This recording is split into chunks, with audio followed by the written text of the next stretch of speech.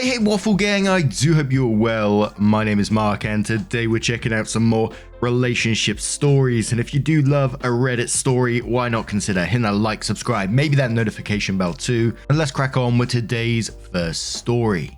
Much love guys. Now today's first story does have a couple of warnings before we do get into it, so if you do want to skip them, please feel free to use the timestamps down in the description and along the timeline below. It contains abuse, emotional abuse and manipulation, controlling behavior, and codependency as well. And let's crack on with it. OP starts off by saying TLDR at the end because this is a long one, and says, I have a childhood friend, Emily, I've known since we were 5. We originally met because our respective fathers were both German and living in the UK, having married British women. They became friends and we were basically raised as siblings. Nothing remotely romantic has ever happened between us. It's accurate to say I treat her like I do my other sisters. People struggle at times to believe nothing has happened between us, but is it so insane for someone with 3 sisters to treat a childhood friend as a 4th? We stopped being friends briefly when she got married way too young to her boss. He ended up being incredibly abusive, controlling her life at every level, and over the 3 years they were together, he basically isolated her from all friends and family. We reconciled when she divorced him. Around this time I attended university and met my now wife early on. We were assigned to the same floor in halls. We've been together for 17 years now and she's become really close to Emily over the years. Also at university I met a guy, George, on my course. We were part of the same friendship group but didn't stay in touch until we coincidentally ended up working together a good 10 years after graduation. I ended up introducing him to Emily and they started a relationship. A year or so later, they moved in together. Emily was happy, he was happy. On the face of things, he's seemingly been fine with me and Emily's friendship and never said anything. Over the past few weeks, I started getting texts from her, sometimes late at night, that were just off. I was suspicious when she used a common British shortening of my full name, rather than the traditional German version of our respective fathers, and she would always use. And when some overtly flirty, almost outright sexting occurred, I immediately shut it down 100% sure it wasn't her. I basically called him out and asked him if this was in fact George using her phone, and bluntly asked why he was trying to sex with me as his girlfriend. He never responded, but after explaining the situation to my wife, she went over to Emily's with my phone to see what was going on. I wasn't there for this, but she showed Emily our entire text history and what he had done. George came home and they confronted him. First, he outright denied it and had the balls to accuse Emily of sexting me and trying to hide said cheating from my wife by saying he did it.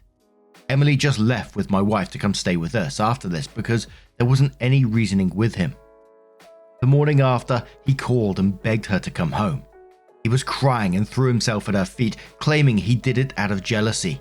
He highlighted that she was in the habit of deleting our conversations, which drove him mad. An apparent choice she makes for all her texts with everyone, not just me, and he was always jealous of our relationship. He found it hard to see me with her, and after he saw her saying stuff like how she loved me, again, siblings, not being able to read our texts drove him to basically go fishing to establish our relationship. The sexting was an attempt to bluntly see if it was something we, or more specifically I, would engage in. At this point, Emily asked for mine and my wife's opinion on this whole thing. I called bullshit on this being a mistake. Something he was driven to by jealousy. He violated her privacy by going through her phone, risked our friendship by masquerading as her, risked my marriage by trying to bait me into sexting a friend, risked Emily and my wife's friendship by making it look like Emily was sexting me. The entire thing was a clusterfuck.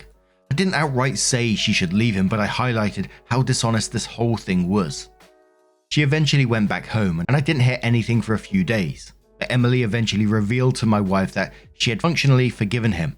My wife worked out from the conversation what had happened. He had basically flipped the script on me by playing into fears from her marriage. He described me as another controlling male trying to dictate who she had a relationship with. He encouraged her to make her own decision. Not bad advice in theory, but she had to ignore me because I didn't have her best interest at heart. I was controlling her like her ex. My wife quietly pointed out he was in fact being like her ex, not me. He was driving a wedge between her and family. At this point, Emily just gave up, said she couldn't win, Couldn't decide between the man she loves and her brother, so fuck it. Let's pretend it never happened. We haven't really spoken since. Apparently part of forgetting this ever happened is also given into his worries about our friendship. Every time I try to bring up what he did, I've either been ignored or told to stay out of it.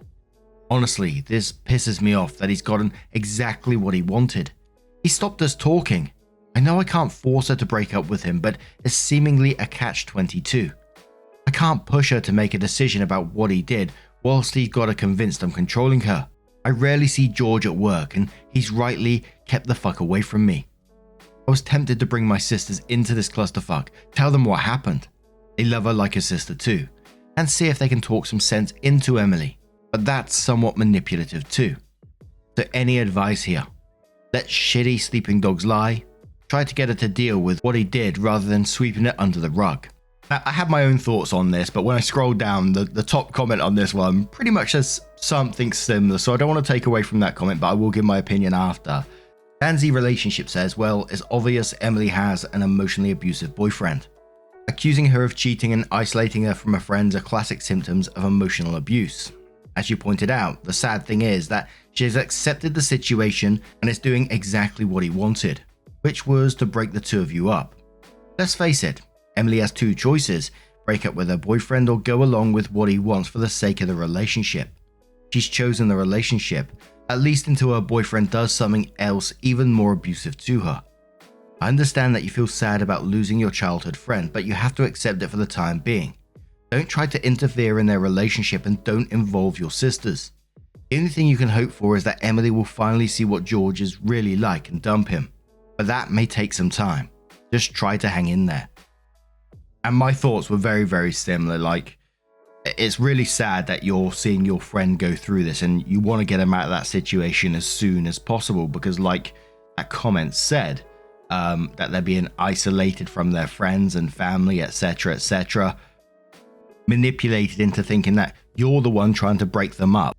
And I kind of felt, which, you know, I don't know if I'm right, it's just my feelings as I'm reading these, is that if you do try to involve yourself in this situation, like before, he's just going to try and turn it around on you and go, see, this is exactly what I was talking about. He's trying to break us up. And he can do this all in the privacy of his own home, so he can manipulate his way to get his thoughts across and worm his way into Emily's mind and make it seem like he's correct in this. So like always, when we see stories like this, is that, you know, don't cut contact with Emily, leave that door open, and hopefully one day she will contact you. Maybe just let her know you're there for her. You as a family are there for her if she needs it. Then just leave that door open.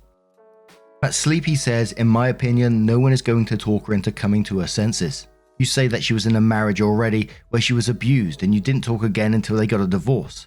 The same thing will happen with this one. Doing anything more to try to get her to leave him will make you look like the bad guy. And honestly, I would just leave it alone.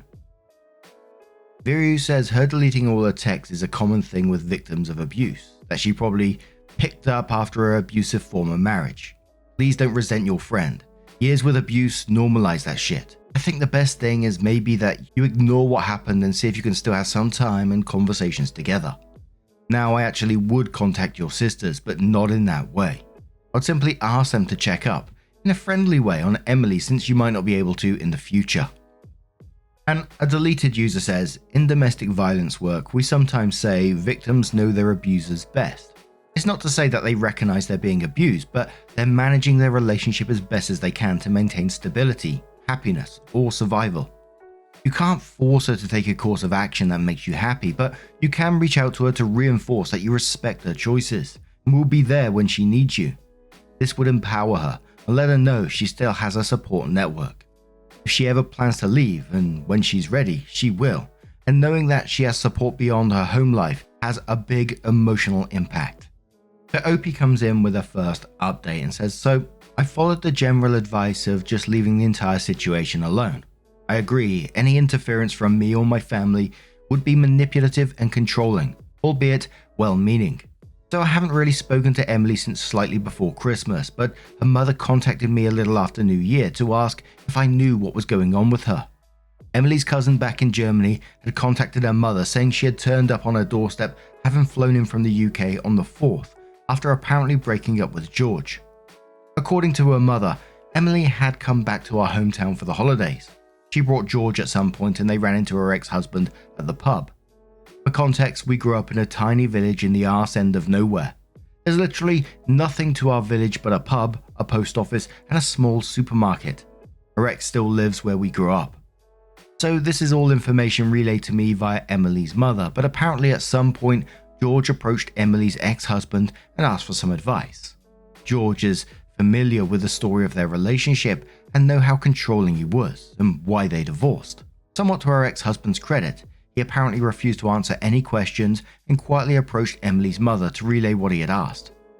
Now, this is according to him, and George denies it, but he said George asked him how to handle me in terms of my friendship with Emily.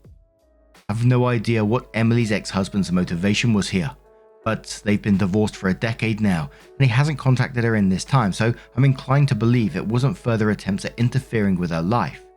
Maybe it was actually manipulation. Maybe in the decade since they've divorced, he's become a better man. Who knows? We're all inclined to believe that is what was asked, despite George denying it, because how else would her ex-husband know he has an issue with me recently? He isn't in contact with anyone who knows about the recent issues. Also, to be honest, the ex never had an issue with me. He saw me as a child, despite me being the same age as his then wife, and constantly called me kiddo and asked how school was. It would be a very specific shot in the dark on his part to assume George had an issue with me without George saying so himself. So, her mother told Emily what George had tried to do, and pointed out that her boyfriend is now trying to emulate her ex-boyfriend's behaviour and encouraged her to confront him over this, and also what happened over the last month, rather than ignoring it. Nobody was privy to the discussion they had, but he left sometime after it to return to their shared home, and she stayed with her mother saying they had broken up. She stayed with her mother until the day after, where she, without any warning, left for Germany. The cousin she's staying with assures us she's relatively fine. She's just overwhelmed and embarrassed she'd let this happen again. She couldn't handle being where she might run into either ex, so staying with her mother was off the table, and she just ran somewhere far, but safe. I still haven't spoken to Emily. I sent her a message with some condolences and reassurance she will always have a home here in the UK. I've decided to continue to give her space while making it clear I am there for her. She hasn't responded, but I assume this is just out of awkwardness over what happened and how technically George was once my friend. He hasn't spoken to me either, and I haven't seen him at work at all. So yeah, not a happy ending per se. It shouldn't have taken her abusive ex getting involved for a resolution, but as people predicted, George was being abusive and he would repeat that behaviour. I suppose it was relatively painless that he showed his true colours so emphatically without much further abuse. This could have dragged on. Thanks for the advice. Me staying out of it didn't make this any easier for her, but it probably avoided making it worse. We do have another update in a moment, but that guy going for advice from her previous abuser, that's dark, isn't it? But a couple more comments before we do get into that update. Alt Elocution says, I'm still just blown that the ex told the mum. I mean, that sounds like some serious growth. Or he was just like, fuck that dude, I didn't get the controller, neither do you. It sucks it worked out that way, but we all make our mistakes and have to deal with them. Hopefully she gets over her awkwardness once things settle more. She's likely embarrassed she let George come between the meaningful relationship he had with you and your family. Armchair Warrior says, I think you need to talk to her about getting into therapy.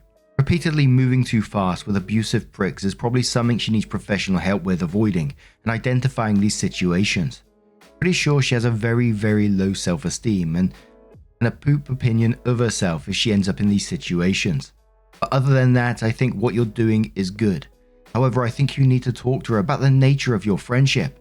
It's not okay for her to be so close with you since however long ago, and to just say, hey, you're chopped liver, whenever a man friend tells her to. I'd personally be pretty hurt by this behaviour and wouldn't want to deal with it again. And one more comment from Elise who says, Emily is understandably feeling ashamed of ending up with another abusive guy and distancing herself from you in fear of judgment. I told you so's or complicated and awkward feelings. You didn't do anything wrong, but I think you should apologize to Emily for your part in introducing her to George. She was vulnerable after an abusive relationship, and you introduced her to another abuser. You didn't know, you couldn't have known. But if you let her know that you're sorry for that, you have no idea he'd be so weird and jealous and controlling, or that he would ask her abusive ex-husbands for tips. Let her see that you don't think she's brought this on herself somehow, or that she deserved to be treated this way, or that somehow she wanted it to be like this. The OP came in with their second update and says, I jumped the gun a little with the previous update.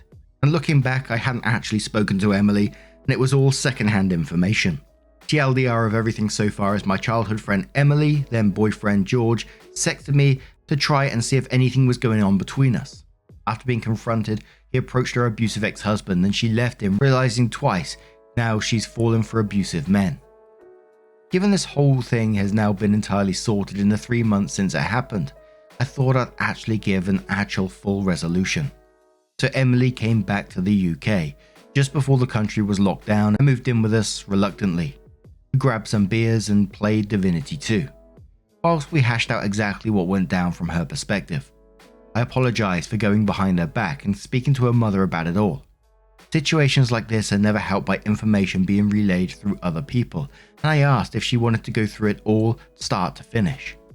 Basically, she buried her head in the sand the day she found out he'd been trying to sext me as her.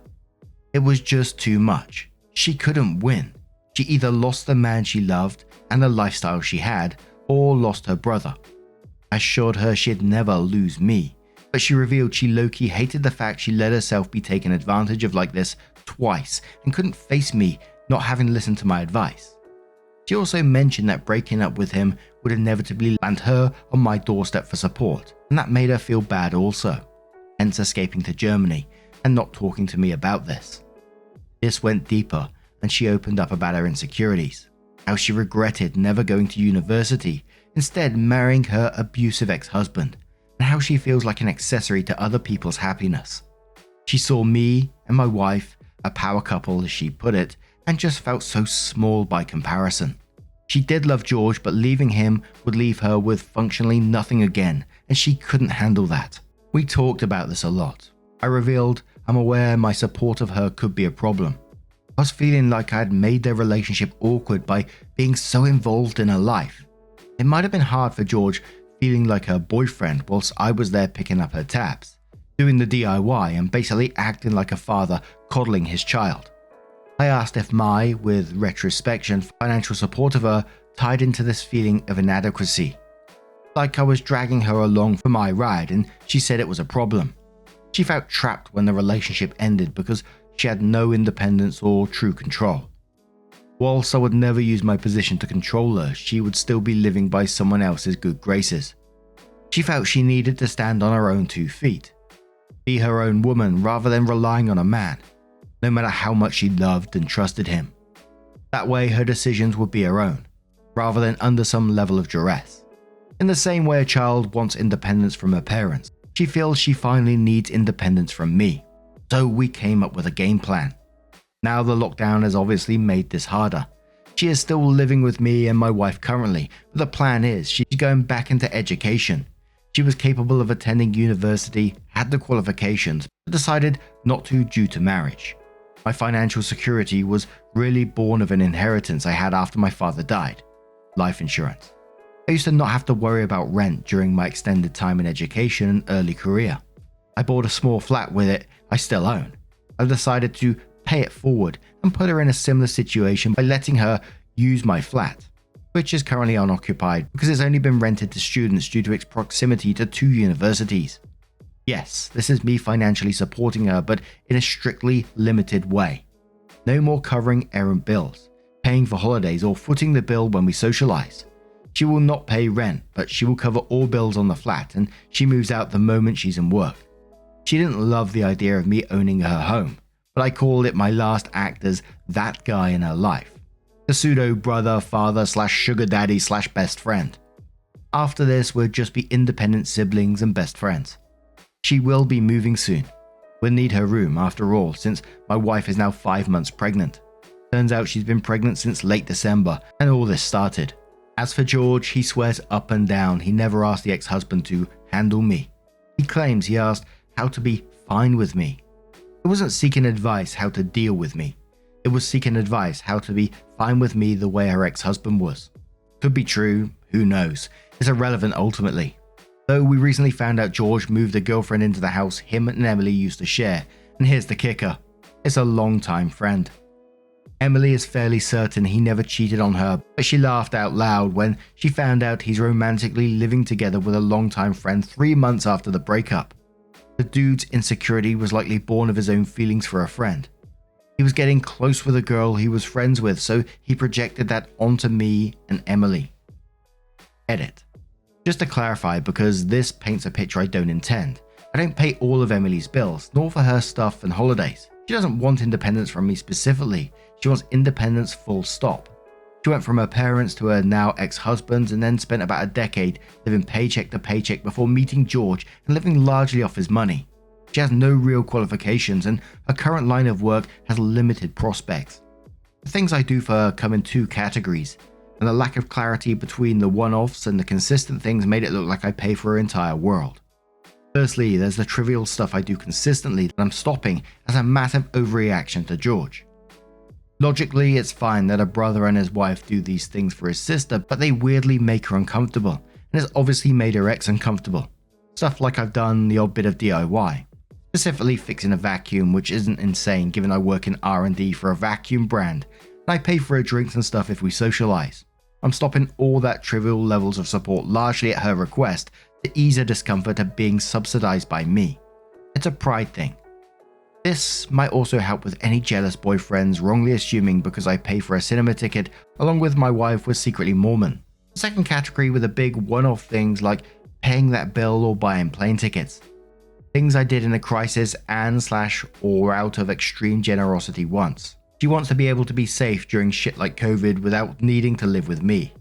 She wants to be able to break up with a guy and be okay alone rather than crashing here. She wants to be able to fuck up a meter reading on her electricity and weather the silly bill that comes without me paying it. That happened once. I'm not going to stop doing these things entirely. An emergency is an emergency.